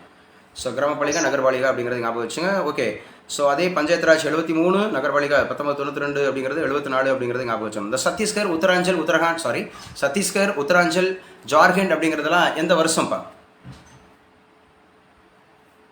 சார் இதெல்லாம் கூட யோசிக்கக்கூடாது. நவம்பர் 1, நவம்பர் 9, நவம்பர் 15 2000 2000 அப்படிங்கிறது ஞாபகம் வச்சுக்கணும். 84வது அமெண்ட்மெண்ட் ஞாபகம் வச்சுக்கணும். 84வது அமெண்ட்மெண்ட் படி கொண்டு வந்தாங்க, உள்ளுக்குள்ள கொண்டு வந்தாங்க அப்படிங்கிறத ஞாபகம் வச்சுங்க. அதே மாதிரி SC ST பதவி உயர்வு குறித்து தமிழ்நாடு ஒரு 69% இடஒதுக்கீடு கொண்டு வந்தாங்க. எந்த வருஷம்? 2003 சார். 2001மா? 2001 அப்படிங்கிறது 85th அமெண்ட்மெண்ட். Okay sir. இப்போ 86th அமெண்ட்மெண்ட் எதோட டீல் ஆகுது? 86th amendment Rajeswari. Education sir. மழை அப்புறம் பிள்ளைங்களை எழுப்பி விட போதும், டைம் ஆயிடுச்சு. ஸோ நல்லா ஞாபகம் வச்சுங்க. எஜுகேஷன் 86வது அமெண்ட்மெண்ட் அப்படிங்கிறது ஆர்டிகல் 21 45 21 ஏ அப்படி ஞாபகம் வச்சுங்க. ஆர்டிகல் 45 அதே மாதிரி இது வந்து பார்த்தீங்கன்னா 51 கே அப்படிங்கிறது ஞாபகம் வச்சுக்கணும். கட்சி தவள் தடை சட்டம்னாவே எந்த ஆர்டிகல் எந்த இதில் வருப்பா? கட்சி தவள் தடை சட்டம் ஆன்டி டிஃபெக்ஷன் லா 91st 91வது அமெண்ட்மெண்ட் அப்படிங்கிறது ஞாபகம் வச்சுக்கணும். 2003 அப்படிங்கிறது ஞாபகம் வச்சுக்கணும். ஆமாம் தானே? ஸோ அதுக்கப்புறம் வந்து பார்த்தீங்கன்னா இந்த மைதிலி பொடோ டோக்ரி அப்படிங்கிறது பொடோ டோக்ரி மைதிலி சந்தாலி 4 மொழிகள். 92nd amendment 2003 sir. Exactly correct. 92nd amendment அப்படிங்கிறது 2003 அப்படிங்கிறது ஞாபகம் வச்சுக்கணும். முக்கியமானது 3 தலைப்புகள் பார்த்துருக்கோம். 3 தலைப்புகள். ராஜேஸ்வரி என்னென்ன தலைப்புகள் பார்த்துருக்கோம் மட்டும் சொல்லுங்க. எதிர்பார்க்கக்கூடிய கேள்விகள் அப்படிங்கிறத பார்த்துருக்கோம். Foreign travellers sir. Foreign travellers அவைக்கு வந்திருக்காங்க. ஃபாரின் டிராவலர்ஸ் எந்தெந்த அவைக்கு வந்திருக்காங்க? செகண்ட் ஐஎன்சியோட இம்பார்ட்டன்ட் இயர்ஸ் எங்கெங்க நடந்திருக்கு, யார் தலைமையேற்று இருக்கிறாங்க, என்ன முக்கியமான நிகழ்வு நடந்ததுக்குன்னு பார்த்துருக்கோம். 3 தேர்ட் இம்பார்ட்டன்ட் அமெண்ட்மெண்ட் சார். அதுல என்னென்ன கொண்டுட்டு வந்திருக்காங்க. ஸோ எந்தெந்த அமெண்ட்மெண்ட் எங்கெங்க இருந்து கொண்டு வந்திருக்காங்க அப்படிங்கிறது நம்ம பார்த்துருக்குறோம் அப்படிங்கிறது ஞாபகம் வச்சுக்கிறோம். சரியா? ஸோ அடுத்தாப்புல நான் கேட்குறேன். ஸோ ஆன்சர் தெரிஞ்சவங்க சொல்லுங்கள். ஆன்சர் தெரிஞ்சவங்க சொல்லுங்கள். முக்கியமான கூற்று கூறியவர்கள் கண்டிப்பாக கேட்பாங்க. முக்கியமான கூற்று கூறியவர்கள் அப்படிங்கிறது இன்குலாப் ஜிந்தாபாத். இது யாரோட வார்த்தை? இன்குலாப் ஜிந்தாபாத், புரட்சி ஓங்குக அப்படின்னு அர்த்தம். பகத்சிங் அப்படிங்கிறத ஞாபகம் வச்சுக்கணும். ஸோ இது வந்து ஆக்சுவலாக வந்து பகத்சிங் வந்து கொண்டு போவார். ஆனால் இதை உருவாக்கினவர் யாருன்னு கேட்டால் முகமது இக்பால். முகமது இக்பால் அப்படிங்கிறது அந்த வார்த்தைக்கு சொந்தக்காரர். இன்குலாப் ஜிந்தாபாத்ங்கிற வார்த்தைக்கு சொந்தக்காரர் அப்படிங்கிறது முகமது இக்பால். ஆனால் இந்த வார்த்தையை 1929 அப்படிங்கிற காலகட்டத்தில் 1929 30 அப்படிங்கிற காலகட்டத்தில் இன்குலாப் ஜிந்தாபாத்ங்கிறத பகத்சிங் அப்படிங்கிறவர் அந்த பாராளுமன்றத்தை பிரிட்டிஷ் பாராளுமன்றத்தை தாக்குவார் இல்லையா? 3 பேர் வந்து தூக்கிலிடப்படுவாங்க இல்லையா? பகத்சிங், ராஜ்குரு, சுகதேவ் அப்படிங்கிறவங்க 3 பேர் முக்கியமானவங்க அப்படிங்கிறத ஞாபகம் வச்சுக்கணும். டெல்லி சாலோ யாருப்பா? டெல்லி சாலோ, டெல்லியை நோக்கி செல். ஜெய்ஹிந்த். சுபாஷ் சந்திர போஸ் அப்படிங்கிறத ஞாபகம் வச்சுக்கணும். சுபாஷ் சந்திர போஸ் அப்படிங்கிறத ஞாபகம் வச்சுக்கணும். சுபாஷ் சந்திர போஸ் அப்படிங்கிறது வந்து அந்த இந்தியன் நேஷனல் ஆர்மி அப்படிங்கிறதுல போய் ஜாயின் பண்ணுவார்ல. பட் இந்தியன் நேஷனல் ஆர்மிங்கிறத உருவாக்குனது யாருப்பா? மோகன் சிங் அப்படிங்கிறவர். மோகன் சிங் எந்த வருஷம் உருவாக்கியிருப்பாரு? 1943. இவர் எப்போ போய் ஜாயின் பண்ணுவாரு? 45 அப்படிங்கிறது. 45. அதில் வந்து பெண் படை தளபதியாக இருந்தது யாரு? கேப்டன் லக்ஷ்மி ஷெகல். கேப்டன் லக்ஷ்மி ஷெகல் அப்படிங்கிறவங்க யாரை எதிர்த்து வந்து பார்த்தீங்கன்னா பிரசிடென்ட் எலெக்ஷனில் இருப்பாங்க? ஏபிஜே அப்துல் கலாம் அப்படிங்கிறவர் எத்தனையாவது குடியரசுத் தலைவர் நம்ம இந்தியாவுக்கு? 11வது குடியரசுத் தலைவராக. சரி, சுகன்யாவே ஆன் பண்ணி வச்சுங்க. நல்லா ஆன்சர் பண்ணுறீங்க. Good, congrats. 11வது குடியரசுத் தலைவருடைய பீரியட் என்னமா? 2002 to 2007 அப்படிங்கிறத ஞாபகம் வச்சுக்கணும். சாரி, உதிரத்தை தாங்க. அதாவது give me your blood, I will give you freedom. உங்களுடைய ரத்தத்தை கொடுங்க, நான் சுதந்திரத்தை தரேன். சொன்னது யார்? நேதாஜி சுபாஷ் சந்திர போஸ். சுதந்திரம் எனது பிறப்புரிமை, அதை நான் அடைந்தே தீருவேன். Swaraj is my birthright, I shall have it. Balagangadhar Tilak அப்படிங்கிறது. சரியா? ஞாபகம் வச்சுக்கணும். ஜாரே ஜஹான் ஷே அச்சா, ஹிந்துஸ்தான் ஹமாரா. ஜாரே ஜஹான் ஷே அச்சா, ஹிந்துஸ்தான் ஹமாரா. இதை சொன்னது யாரு? முகமது இக்பால். முகமது இக்பால் அப்படிங்கிறவர் தான் இன்குலாப் ஜிந்தாபாத். இன்குலாப் ஜிந்தாபாத், ஜாரே ஜஹான் ஷே அச்சா, ஹிந்துஸ்தான் ஹமாரா. முகமது இக்பால் அப்படிங்கிறது ஞாபகம் வச்சுக்கணும். செய் அல்லது செத்துபடி, டூ ஆர் டை. காந்திஜி அப்படிங்கிறது எந்த நிகழ்வுல சொன்னாரு? வெள்ளையனே வெளியேறு இயக்கம், குவிட் இந்தியா மூவ்மெண்ட் எந்த வருஷம்? 1942. எந்த டேட்ல? ஆகஸ்ட் 8. குரோனாலஜி ஆர்டர் கண்டிப்பாக இந்த ஏரியாவிலேருந்து கவனமாக கேட்பாங்க. நல்லா படிச்சுங்க. இன்குலாப் ஜிந்தாபாத் அப்படிங்கிறது முகமது இக்பால் அப்படிங்கிறது ஞாபகம் வச்சுங்க. செய் அல்லது செத்தும்படி காந்திஜி ஞாபகம் வச்சுங்க. ஸோ அதே மாதிரி திவாலாகி கொண்டிருக்கக்கூடிய வங்கியினுடைய பின் தேதியிட்ட காசோலை அப்படிங்கிறது யாரு, எதற்காக சொல்லப்படுது?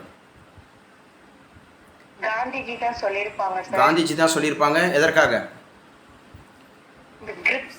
கிரிப்ஸ் தூதுக்குழு அப்படிங்கிறது. எஸ், கிரிப்ஸ் தூதுக்குழு அப்படிங்கிறது இந்தியா வருகை புரிந்த ஆண்டு இது.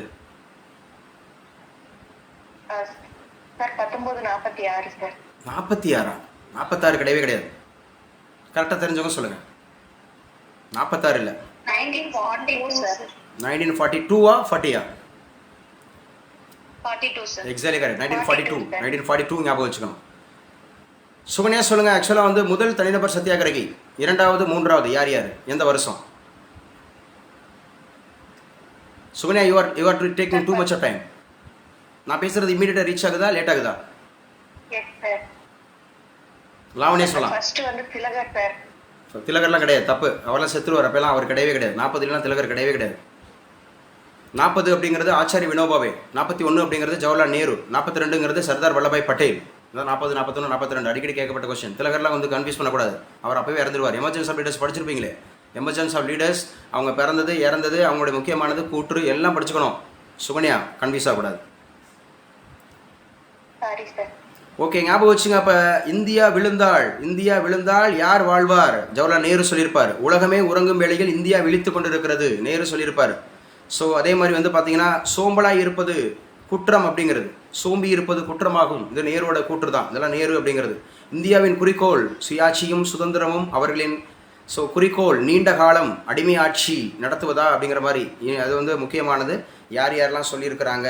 அதே மாதிரி என் மீது அடிக்காமலே ஒவ்வொரு அடியும் பிரிட்டிஷ், என் மீது அடிக்கக்கூடிய ஒவ்வொரு அடியும் பிரிட்டிஷ் அந்த மாதிரி இருக்கக்கூடிய சவப்பட்டி மீது அடிக்கப்படும் ஆணி அப்படின்னு சொல்லியிருப்பார் லாலா லஜபதி ராய் சொல்லியிருப்பார். ஸோ இந்தியர்கள் அனைவரும் ஒரு மரத்தினுடைய இலைகள், இந்தியர்கள் அனைவரும் ஒரு மரத்தினுடைய இலைகள் அப்படின்னு சொல்லியிருப்பார் காந்திஜி. அதே மாதிரி ஹே ராம் அப்படிங்கிறது வந்து காந்திஜி. விழுமின் எழுமின் அயராது உழைமின் அப்படிங்கிறது சுவாமி விவேகானந்தர் அப்படிங்கிறத ஞாபகம் வச்சுக்கணும். ஜெய் அந்த மாதிரி சொல்லக்கூடியது. ஜெய் ஜவான் ஜெய் கிஷான் யார் சொல்லியிருப்பா? ஜெய் ஜவான் ஜெய் கிஷான் லால் பகதூர் சாஸ்திரி அப்படிங்கிறது. ஸோ இந்தியா பாகிஸ்தான் போரின் போது கூறினது ஜெய் ஜவான் ஜெய் கிஷான் அப்படிங்கிறது.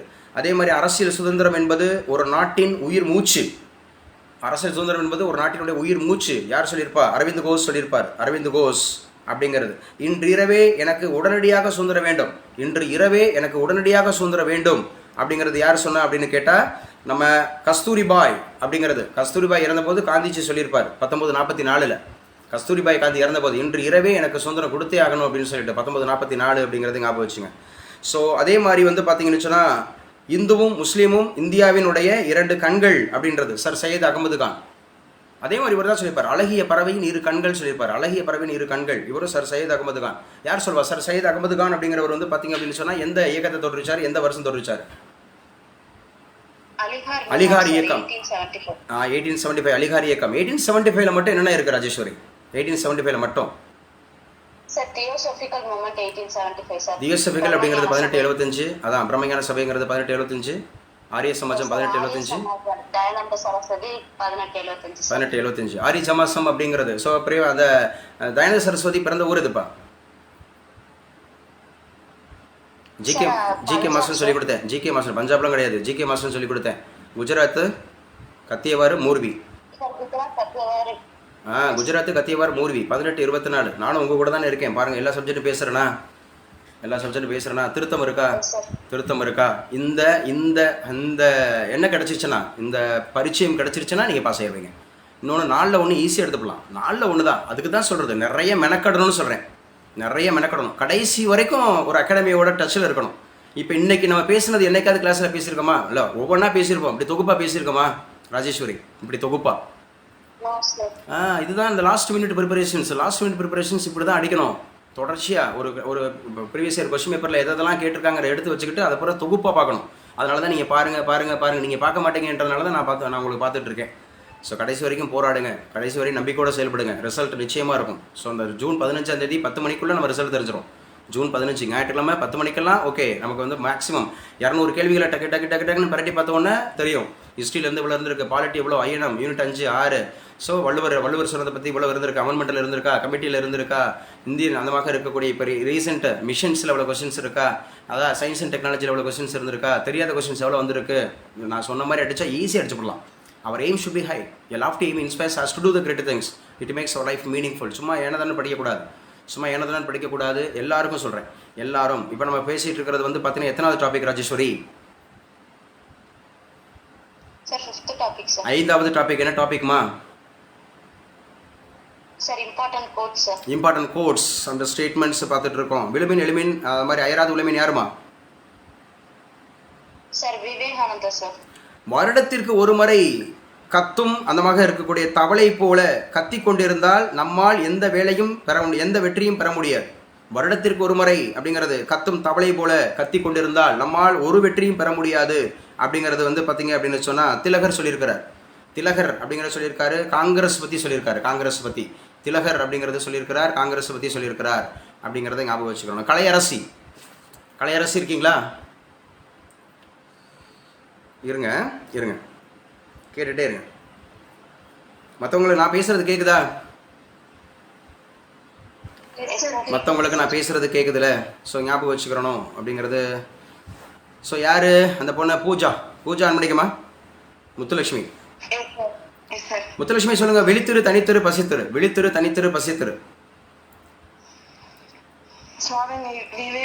சுவாமி விவேகானந்தர் கிடையாது, அது வந்து ராமலிங்க அடிகளார். விழுமின் எழுமின் அயராது உழுமின் அப்படிங்கிறதான் அவர் வந்து விவேகானந்தர். விழித்திரு தனித்திரு பசித்திரு அப்படிங்கிறது வந்து பசினாவே ஞாபகம் வச்சுங்க.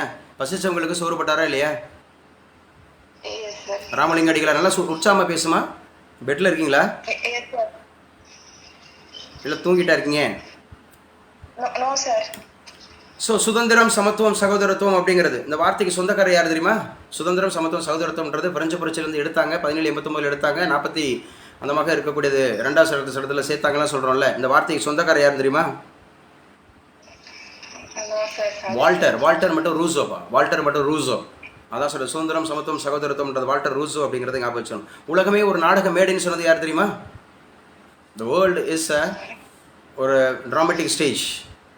வில்லியம் ஷேக்ஸ்பியர் சொல்லியிருப்பார். வில்லியம் ஷேக்ஸ்பியர் அப்படிங்கிறது மக்களால் மக்களுக்காக மக்களை கொண்டு நடத்தப்படும் ஆட்சி அப்படிங்கிறது தான் மக்களாட்சி. சொன்னது யாரு? யோசிச்சுட்டே இருக்கக்கூடாது. சாதாரண கொஸ்டின்ஸ். நேற்று கூட சொன்னது ஆபிரகாம் லிங்கன். ஆபிரகாம் லிங்கன் அப்படிங்கிறது ஞாபகம் வச்சுக்கணும். ஆபிரகாம் லிங்கன் அப்படிங்கிறது ஞாபகம் வச்சுங்க. சார் என்கிட்ட கேள்வி கேளுங்க, தெரிஞ்சா சொல்கிறேன், தெரியல தெரிஞ்சுக்கிறேன். கொஞ்சம் குயிக் காட்டுங்க சார். என்கிட்ட கேள்வி கேளுங்க, தெரிஞ்சா சொல்கிறேன், தெரியல தெரிஞ்சுக்கிறேன். அடுத்த டாபிக் போகிறோம். அடுத்த டாபிக் இது 6வது டாபிக். இன்றைக்கி நம்ம பார்க்க போகிறதுல 6வது டாபிக். லாவணியாவே ட்ரை பண்ணுறியாமா? மற்றவங்க வேடிக்கை பார்த்துட்டே இருக்கட்டும். லாவணியா ட்ரை பண்ணுறியாமா? ஆமாம். யாராவது அதாவது நான் தெரிஞ்சால் சொல்லுங்கள், தெரியலனா தெரிஞ்சுக்கன்னு தான் சொல்கிறேன். வேடிக்கை பார்த்துட்டே இருங்க. ஆனால் வந்து முயற்சி பண்ணவங்க எல்லாம் ரெக்கார்டு இருக்குது. யார் யாரெல்லாம் பேசுனாங்க, யாருக்கு ரிசல்ட் வந்துச்சு வரல. இந்த குரூப் 1ல் வரலாம் கூட குரூப் 2ல் வரும். இந்த குரூப் 2ல் வரலாம் கூட குரூப் 4 வரும். இந்த வருஷம் எல்லாம் கூட எப்படியாவது வந்துடும். நம்ம வந்து நல்ல அட்டம்ப்ட் போட்டிங்கன்னா, நல்ல முயற்சி எடுத்திங்கன்னா, நல்ல பயிற்சி எடுத்திங்கன்னா, ஒரு வேளை தவறுச்சுன்னா. ஆனால் இப்போ நான் கொடுக்குறது பரிச்சயம் அப்படிங்கிறது. பரிச்சயமாகறவங்க மட்டும்தான் பாஸ் ஆவாங்க. 4ல் 1 ஈஸியாக எடுப்பாங்க. அடிமா முதல் இந்திய சுதந்திர போர் எந்த வருஷம்ப்பா? முக்கியமான நிகழ்ச்சிகள். அடுத்து 6வது டாபிக் இன்னைக்கு பார்க்குறதுல முதல் இந்திய சுதந்திர போர் எப்பப்பா? ஃபர்ஸ்ட் இண்டிபெண்டன்ட் வார், முதல் இந்திய சுதந்திர போர் 1857ல சொன்னது யாரு? வி.டி. சவர்கர். அப்புறம் இதை யார் வந்து பெரும் கழகம் சொன்னது? ஏ.கே. மாத்தூர் சொல்லியிருப்பார். யார் வந்து சிப்பாய் கழகம்னு சொன்னது? மல்லிசன் அப்படிங்கிறது. ஸோ எந்த சிப்பாய் இதுக்கு முக்கிய காரணமா இருக்கிறாரு? மங்கள் பாண்டே அப்படிங்கிறது எத்தனாவது படைப்பிரிவை சார்ந்தவர்? 34th இன்ஃபன்ட்ரி அப்படிங்கிறது எந்த ஊர்ல? பராக்பூர் அப்படிங்கிறதுல. ஸோ இவர் யாரை சுட்டுக் கொள்றாரு? லெப்டினன்ட் பாக். இந்த லெப்டினன்ட் பாக் அப்படிங்கிறவரை எந்த தேதியில் சுட்டுக் கொண்டாரு? 3 டேட் முக்கியம்ப்பா. ஆகஸ்ட் மார்ச் 29, ஆகஸ்ட் 8, சரி மார்ச் 29, ஏப்ரல் 8, ஜூலை மே 10 அப்படிதானே?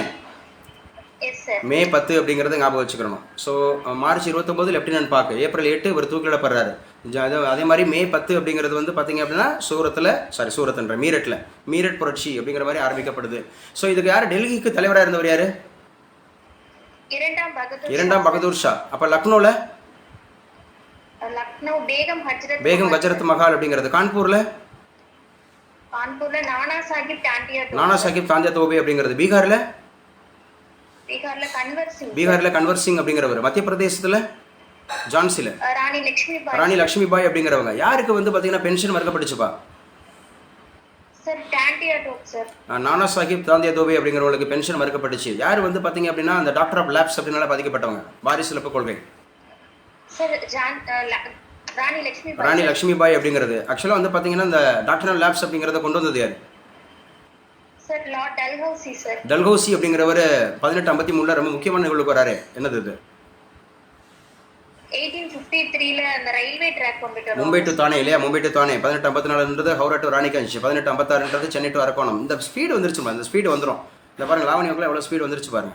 அடிக்கலாம், நல்லா அடிங்க சார், என்ன கேளுங்க சார், தெரிஞ்சால் சொல்கிறேன், தெரியலாம் தெரிஞ்சுக்கிறேன், நீங்களா வாங்க, வேடிக்கை பார்த்துட்டு இருக்காதீங்க, வேடிக்கை பார்த்தா ரிசல்ட் வரவே வராது. ஸோ இந்த பாருங்க, லாவண்யா சொல்லியிருக்காங்க, ராஜேஸ்வரி சொல்லியிருக்காங்க, ஹரிகிருஷ்ணன் சொல்லியிருக்காங்க, சஞ்சனா சொல்லியிருக்காங்க, ரிசல்ட் வரும் பாருங்க, நிச்சயமாக வரும், எப்போதாவது வரும். அட்லீஸ்ட் 1 இயர் டச்சில் இருங்க, 1 இயர் டச்சில் இருங்க.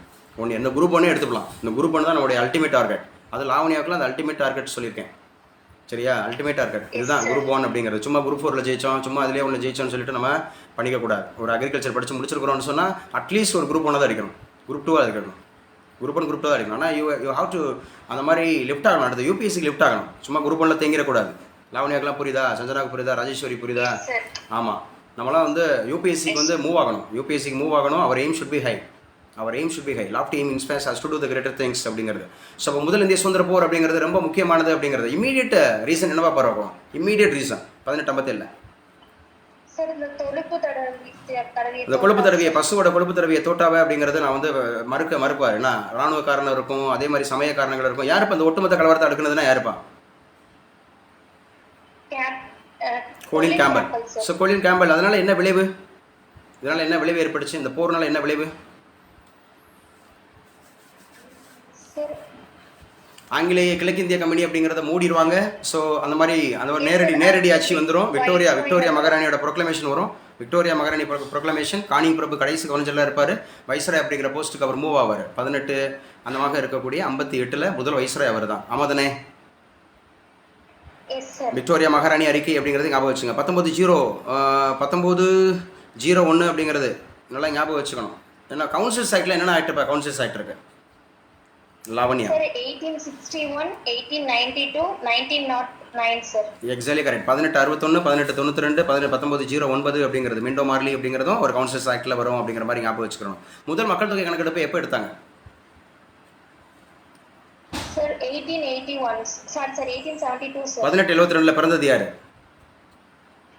Sir VOC sir. வாவு சிதம்பரனார் அப்படிங்கிறது பிறந்தாரு. 1881 அப்படிங்கிறது வந்து மக்கள் தொகை கணக்கெடுப்பு யாருடைய பீரியட் எடுத்தாங்க? Sir Lord Mayo sir. Lord Mayo அப்படிங்கிறது. இதுவரைக்கும் எத்தனை மக்கள் தொகை கணக்கெடுப்பு எடுக்கப்பட்டிருக்கு? சார் மொத்தம் 15 சார். 15 எடுத்துட்டாங்க. 16வது மக்கள் தொகை கணக்கெடுப்பு எப்போ எடுக்க போறாங்க?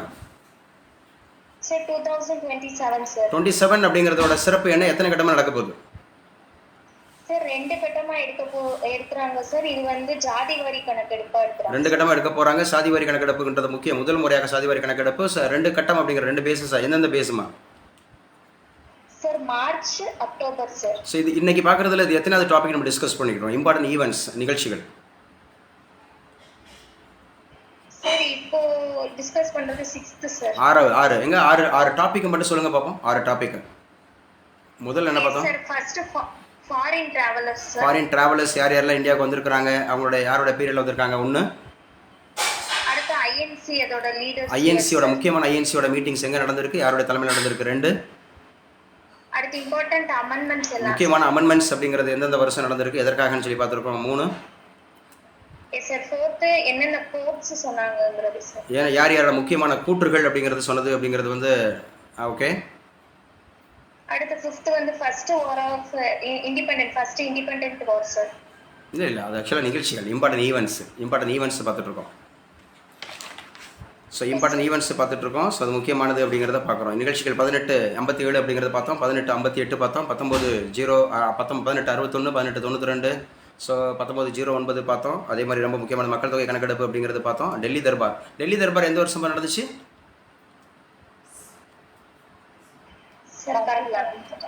நல்லா பேசுங்க. டெல்லி தர்பார் எந்த வருஷம் நடந்துச்சு? ஜோயல் ஜெனி 2 பேரும் எந்திரிச்சாச்சா? எழுப்பிடுமாடு, டைம் ஆயிடுச்சு. இல்லை எந்திரிக்க சொல்லு. அப்படின்னா எந்திரிக்க மாட்டாங்கன்னு சொல்லிட்டு டைம் ஆயிடுச்சு பாரு. எந்திரிச்சு படிக்கட்டும், டைம் ஆயிடுச்சு. அம்மா சொல்லுங்கப்பா. ஆக்சுவலாக வந்து பார்த்தீங்கன்னா லாவணி திருப்பதி சொல்லலாமா? திருப்பதிலாம் வாங்கி தரக்க மாட்டீங்களா சார்? கேட்டால் சொல்லுங்க. ஜெயிக்கணுமா ஜெயிக்கக்கூடாதா? இல்லை ஜெயிக்கணுமா இல்லையா? வேடிக்கை பார்த்துட்டே இருக்க போறீங்களா? இல்லை சார், ஜெயிக்கணும் சார். அப்போ நீங்கள் தானே வாலண்டியராக கேட்கணும். சார் என்ன கேளுங்க சார், நான் சொல்கிறேன்னு கட்டாயப்படுத்தக்கூடாது. நீங்கள் தான் கேட்கணும். சும்மா தெரிஞ்சால் சொல்லுங்கள், தெரியலாம் தெரிஞ்சுக்கலாம். தெரிஞ்சுக்கலாம். ஸோ ரொம்ப முக்கியமாக டெல்லி தர்பார் 1911 இல்லையா? ஸோ 1911 அப்படிங்கிறது வந்து 1912 டெல்லி வந்து தலைநகராக செயல்பட ஆரம்பிச்சிடும்.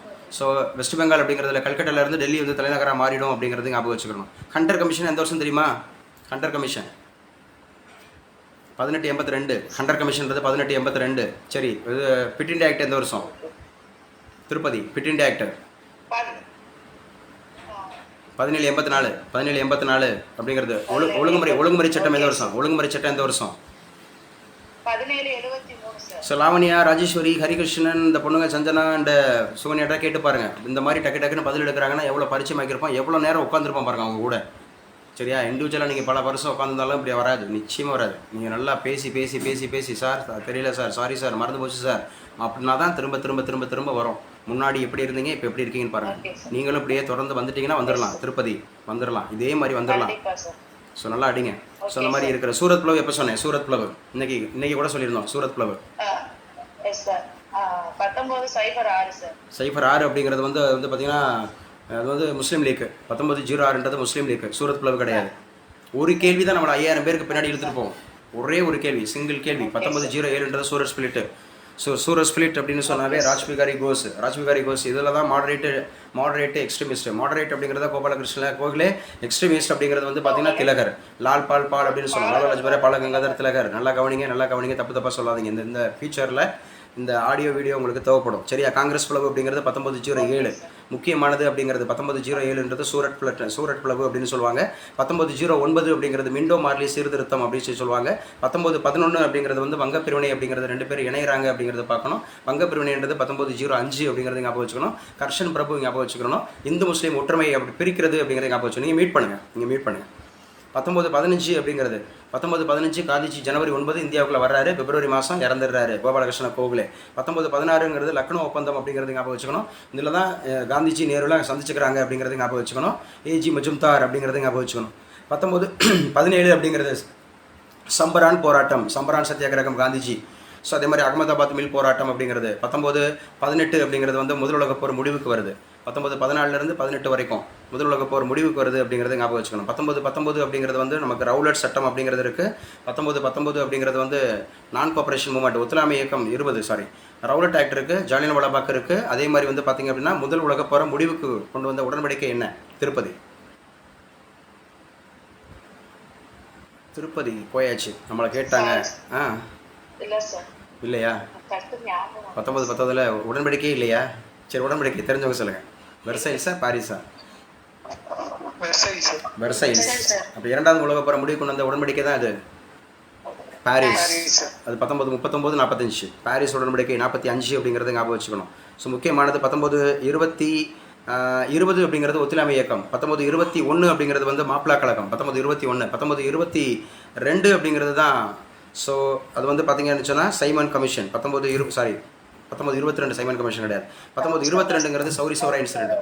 1922 அப்படிங்கிறது வந்து சௌரி சௌரா இன்சிடென்ட். உத்தரப்பிரதேசத்தில் சௌரி சௌராங்கிற இடத்துல 22 போலீஸ்காரங்களை உயிரோடு எரிச்சு கொண்டிருப்பாங்க பிப்ரவரி 5. 1923 சுயராஜ்ய கட்சி. 1923 சுயராஜ்ய கட்சி அப்படிங்கிறது மோதிலால் நேரு அண்டு நம்ம யார், சிஆர் தாஸ், சித்தரஞ்சன் தாஸ் அப்படிங்கிறது. 1924 அப்படிங்கிறது காந்திஜி தலைமையேற்றது. 1925 அப்படிங்கிறது கான்பூர் அப்படிங்கிறதுல நம்மளுடைய கம்யூனிஸ்ட் கட்சி உருவாகுது. அதே மாதிரி சுயமரியாதை இயக்கம் அப்படிங்கிறத உருவாக்குறாங்க. அதே மாதிரி அங்கே ஆர்எஸ்எஸ் அப்படிங்கிறது உருவாகுது. ஸோ 1927 அப்படிங்கிறது சைமன் கமிஷன். 1927ங்கிறது சைமன் கமிஷன் அப்படிங்கிறது ஞாபகம் வச்சுன்னா. 1928 அப்படிங்கிறது பர்தோலி சத்தியாகிரகம் அப்படிங்கிறது. அங்கே தான் சர்தார் வல்லபாய் பட்டேல் அப்படிங்கிறவர் வந்து சர்தாருங்கிற பட்டம் காந்திஜியால் கொடுக்கப்படுகிறது. 1929ங்கிறது லாகூர் காங்கிரஸ் ஸ்டேஷன். இங்கே தான் பூர்ண சுயராஜ்யம் அப்படிங்கிறது ஞாபகம் வச்சுக்கணும். 1930ங்கிறது முதல் வட்டவேசிய மாநாடு. அதே மாதிரி தண்டி யாத்திரா அப்படிங்கிறது ஞாபகம் வச்சுக்கணும். சட்ட மறுப்பு இயக்கம் ஞாபகம் வச்சுக்கணும். 1930 அப்படிங்கிறது தான் வேர்ல்டு எக்கனாமிக் கிரைசிஸ் ஞாபகம் வச்சுக்கணும். 1930 அப்படிங்கிறது தான் வந்து பார்த்திங்க அப்படின்னா பிஃபா வேர்ல்டு கப் முதல் நடந்தது அப்படிங்கிறது ஞாபகம் வச்சுக்கணும். யார் சொல்லுவா பிஃபா வேர்ல்டு கப் அப்படிங்கிறதுல முதல் ரன்னர் யார், வின்னர் யார்? வின்னர் வந்து உருகுவே, ரன்னர் வந்து அர்ஜென்டினா.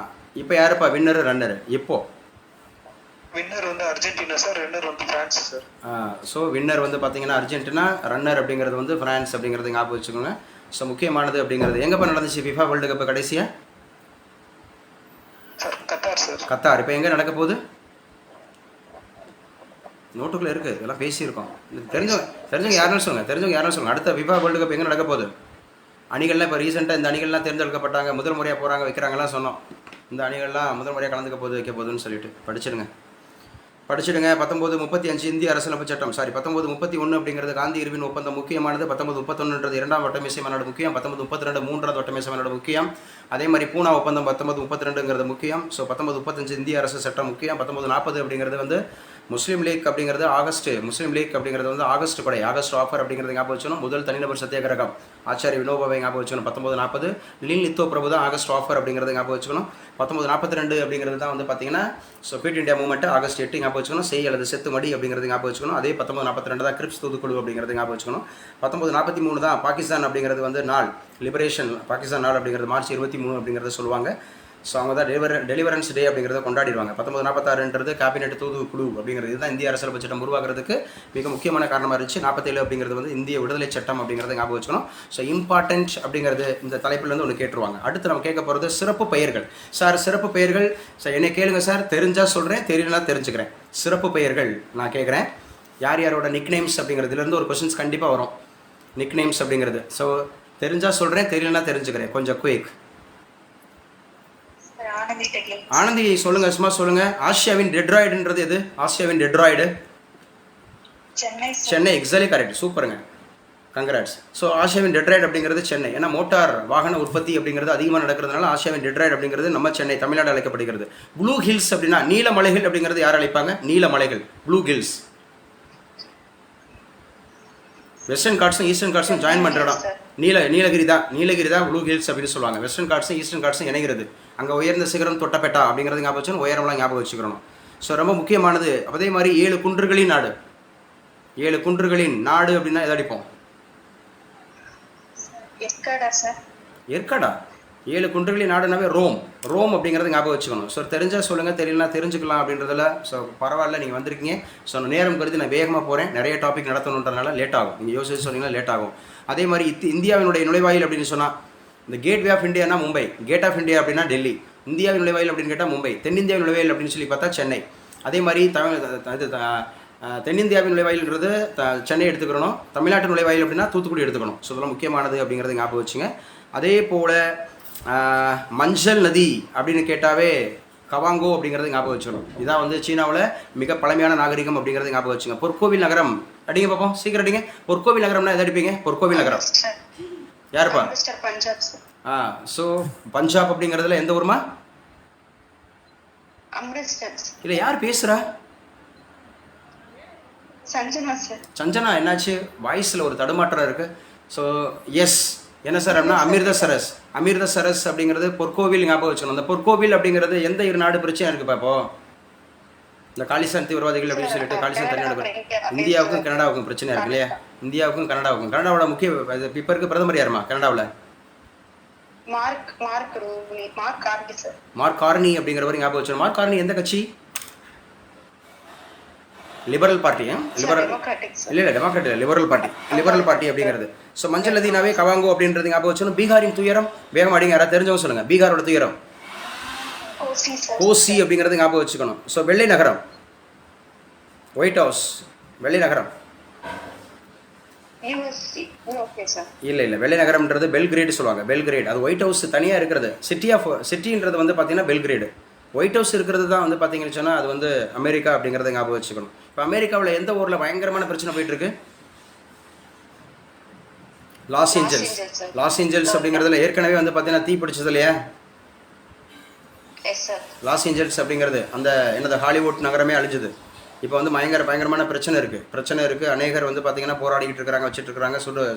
துப்பாக்கி சூடு நடத்தப்படுகிறது. ட்ரம்ப்புக்கு எதிராக வந்து பயங்கரமான எதிர்ப்பு அப்படிங்கிறது கிளம்பி இருக்குது. ஸோ லாஸ் ஏஞ்சல்ஸில் எந்த வருஷம் என்ன நடக்க போகுது?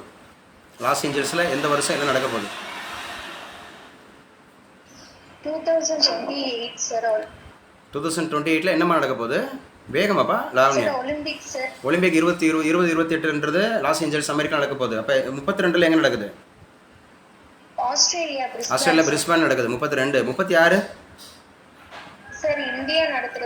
ஸோ அரண்மனை நகரம் அப்படின்னா நம்ம கல்கட்டா எடுத்துக்கணும். அரண்மனை நகரம் அப்படிங்கிறது காஸ்டல் சிட்டி எப்படி சொல்லுவாங்க. விண்ணை தொடும் நகரம் அப்படின்னா நியூயார்க் எடுத்துக்கணும். விண்ணை தொடும் நகரம் அப்படிங்கிறது நியூயார்க் அப்படிங்கிறது. இருண்ட கண்டம் அப்படின்னாவே ஆப்பிரிக்கா எடுத்துக்கணும். இருண்ட கண்டம் அப்படிங்கிறது அண்டார்டிகான்னு சொல்லுவாங்க, பட் அந்த மாதிரி இருக்கிறது. அதே போல் வந்து பார்த்தீங்க அப்படின்னு சொன்னால் இந்தியாவின் தோட்ட நகரம் அப்படின்னா பெங்களூர். இந்தியாவின் தோட்ட நகரம் அப்படிங்கிறது பெங்களூர் எடுத்துக்கணும். நைல் நதியோட நன்கொடை அப்படின்னாவே ஈஜிப்ட், எகிப்து அப்படின்றத எடுத்துக்கணும். புனித நகரம் அப்படின்னாவே பாலஸ்தீன், புனித நகரம் அப்படின்னாவே பாலஸ்தீன் எடுத்துக்கணும். மத்திய தரைக்கடலினுடைய நுழைவாயில் அப்படின்னு சொன்னால் ஜிப்ரால்டர் அப்படிங்கிறத எடுத்துக்கணும். ஸோ அதே மாதிரி வந்து பார்த்தீங்கன்னா கங்காருவின் நாடு, கங்காருவின் நாடு அப்படின்னு சொன்னாவே கங்காரு அப்படின்னு சொல்லி பார்த்தாவே ஆஸ்திரேலியா எடுத்துக்கிறோம். ஆஸ்திரேலியா. 1000 ஏரிகளின் நாடு ஃபின்லாந்து, 1000 ஏரிகளின் நாடுனா ஃபின்லாந்து எடுத்துக்கிறோம். அதே மாதிரி அதிகாலை அமைதி நாடு அப்படின்னு கேட்டால் சவுத் கொரியா, கொரியா அப்படிங்கிறத எடுத்துக்கணும். நள்ளிரவு அப்படிங்கிறது வந்து சூரியன் உதிக்கும் நாடு, நார்வே. நள்ளிரவில் நடுஇரவில் சூரியன் உதிக்கும் நாடுனா நார்வே எடுத்துக்கிறணும். அதே மாதிரி முதல்ல சூரியன் உதிக்கிறது அப்படின்னு கேட்டால் ஜப்பான் எடுத்துக்கிறணும். இந்தியாவில் எடுத்துக்கிட்டால் அருணாச்சல் பிரதேஷ் எடுத்துக்கணும். வெள்ளை யானைகளுடைய நாடு அப்படின்னு கேட்டால் தாய்லாந்து எடுத்துக்கிறணும். இடியோசை நாடு அப்படின்னு கேட்டால் பூட்டான், இடியோசை நாடுனாவே பூட்டான் எடுத்துக்கிறணும். அதே மாதிரி இளம் சிவப்பு நகரம் அப்படின்னா ஜெய்ப்பூர் எடுத்துக்கணும். திட்டமிட்ட நகரம் அப்படின்னு சொன்னால் சண்டிகர் எடுத்துக்கணும். சண்டிகர் எடுத்துக்கணும் திட்டமிட்ட. ஐரோப்பாவோட நோயாளினா துருக்கி, ஐரோப்பாவோட நோயாளி வந்து துருக்கி எடுத்துக்கங்க. உலகத்தின் சர்க்கரை கிண்ணம் சுகர் பவுல் அப்படின்னு கேட்டாவே கியூபா அப்படிங்கிறத எடுத்துக்கணும். கிழக்கு கடற்கரையினுடைய கிழக்கு கடற்கரை அப்படிங்கிறதுனுடைய மேற்கு கடற்கரையினுடைய வெனிஸ் அப்படின்னு கேட்டாவே கொச்சின் எடுத்துக்கணும். தென்னிந்தியாவின் மான்செஸ்டர் கோயம்புத்தூர், இந்தியாவின் மான்செஸ்டர் மும்பை அகமதாபாத் தெளிய வச்சுக்கலாம். தமிழ்நாட்டோட நெற்களஞ்சியம்னாவே ஆடுதுறை, தஞ்சாவூர் எடுத்துக்கிறணும். அரிசி அப்படின்னு சொன்னாவே கான்பூர், சர்க்கரைனா கான்பூர் எடுத்துக்கணும். கட்டாக்குனா அரிசி எடுத்துக்கிறணும். ஆடுதுறைனாலும் அரிசி எடுத்துக்கிறணும். ஐரோப்பாவோட விளையாட்டு மைதானம்னாவே சுவிட்சர்லாந்து எடுத்துக்கிறணும். சூரியன் மறையா நாடுன்னு கேட்டால் இங்கிலாந்து எடுத்துக்கிறணும். ஐரோப்பாவின் போர்க்களம்னா பெல்ஜியம் எடுத்துக்கிறணும். முத்துத்தீவுனா பக்ரைன் எடுத்துக்கிறணும். கோவில் நகரம் அப்படின்னாவே மதுரை அந்த மாதிரி எடுத்துக்கலாம். புயலடிக்கும் நகரம்னாவே சிக்காகோ எடுத்துக்கணும். இதெல்லாம் சிறப்பு பெயர்கள், நிக் நேம்ஸ் அப்படிங்கிறத கண்டிப்பாக கேட்பாங்க. நல்லா படிச்சுங்க. எங்கே நான் கேட்குறேன் தெரிஞ்சா சொல்கிறேன் அப்படிங்கிறவங்க ராஜேஸ்வரி ட்ரை பண்ணுமா. ஸோ அர்த்தசாஸ்திரத்தை எழுதுனது யாருப்பா? அர்த்தசாஸ்திரம் அப்படிங்கிறது வந்து சாணக்கியர் எழுதியிருக்கிறாரு. அதே மாதிரி புத்த சரிதம்ங்கிற நூல் எழுதுனது யாருப்பா? புத்த சரிதம் அஸ்வகோசர் அப்படிங்கிறது. அதே மாதிரி அவர் தான் கவிராஜ மார்க்கம் அப்படிங்கிறத எழுதியிருக்கிறார். ரத்தினாவளி, பிரியதர்ஷிகா, நாகநாந்தம், அதே மாதிரி இது நாகரத்தினா, இதெல்லாம் யார் எழுதுனது? ரத்தினாவளி, பிரியதர்ஷிகா, முக்கியமானவர் இல்லை கர்ஷர் அப்படிங்கிறவர் எழுதியிருப்பார். ராஜதரங்கினிங்கிறது எழுதுனது யாருமா? இதுதான் காஷ்மீரோட வரலாறுன்னு சொல்லுவாங்க. ராஜதரங்கினி. கல்கனர் அப்படிங்கிறது ஞாபகம் வச்சுக்கணும். கல்கனர். அப்போ தசகுமார சரிதம்ங்கிறது தசகுமார சரிதம். தண்டி எழுதிக்கணும். தண்டி அப்படிங்கிறது சரியா. அதே மாதிரி வந்து பார்த்தீங்க அப்படின்னு சொன்னால் இவர் மிக முக்கியமானது காளிதாசருடைய படைப்புகள் எல்லாமே நல்லா தெரிஞ்சு வச்சுக்கணும். காளிதாசர் அப்படிங்கிறது. சூரிய சித்தாந்தம் யாரில் இருக்கா? சூரிய சித்தாந்தம் ஆரியப்பட்டா. சூரிய சித்தாந்தம் ஒன்றது ஆரியப்பட்டா. பஞ்சதந்திர கதைகள் யார் எழுதுனா? விஷ்ணு சர்மா எழுதியிருப்பார். விஷ்ணு சர்மா அப்படிங்கிறது. அமுக்தமாலியா யாரு? அமுக்தமாலியா கிருஷ்ணதேவராயர். இது யாரை பற்றி எழுதுனது?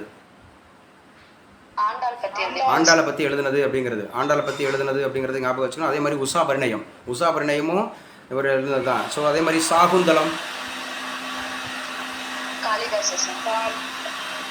அதே மாதிரி ரகுவம்சம், மேகதூதம், குமாரவம்சம், விக்ரம ஊர்வசியம், மாளவி காகினி மித்திரம் அப்படிங்கிறது. இது எல்லாமே காளிதாசருடைய படைப்பு. முத்துராட்சசம்